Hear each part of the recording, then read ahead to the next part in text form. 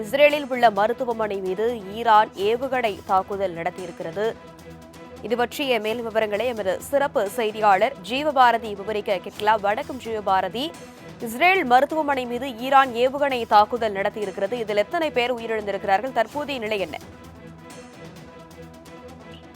Israel மற்றும் ஈரானுக்கு இடையேயான அந்த பிரச்சனையானது 6 நாட்களுக்கு மேலாக தொடர்ந்து வருகிறது. இந்த நிலையில் ஈரான் சற்று நேரத்துக்கு முன்பாக இஸ்ரேல் பகுதியில் இருக்கக்கூடிய சொராக்கா மருத்துவமனைக்கு அருகிலும் அதே போல டெல் அவில் அந்த மாவட்டத்தில் இருக்கக்கூடிய ஹோலான் ஆகிய 2 பகுதியிலே டசன் கணக்கில் தொடர்ச்சியான இந்த மிசைல் ஸ்ட்ரைக்கை நடத்தியிருக்கிறது. ஏவுகணை தாக்குதலை நடத்தியிருக்கிறது இஸ்ரேலினுடைய பல்வேறு ஊடகங்கள் குறிப்பிட்டிருக்காங்க. அல் ஜசீராவிலும் அந்த விஷயம் குறிப்பிடப்பட்டிருக்கிறது.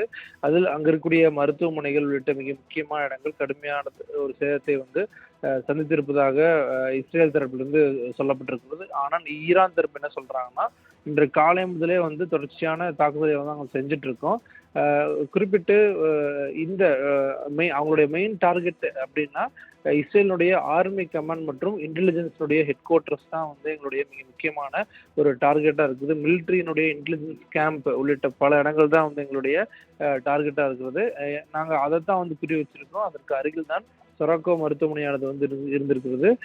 அதில் எந்த விதமான ஒரு உயிரிழப்புகளும் ஏற்படல. குறிப்பிட்டு இந்த மிலிட்ரி இன்ஃப்ராஸ்ட்ரக்சர் தான் எங்களுடைய ப்ரீசியஸ் அண்ட் டைரக்ட் டார்கெட் அப்படின்னு சொல்லி குறிப்பிட்டிருக்காங்க. இதன் காரணமாக கடுமையான சேதம் இஸ்ரேலினுடைய அந்த 2 பகுதிகளில் ஏற்பட்டிருப்பதாக தற்போது செய்தியானது கிடைத்திருக்கிறது.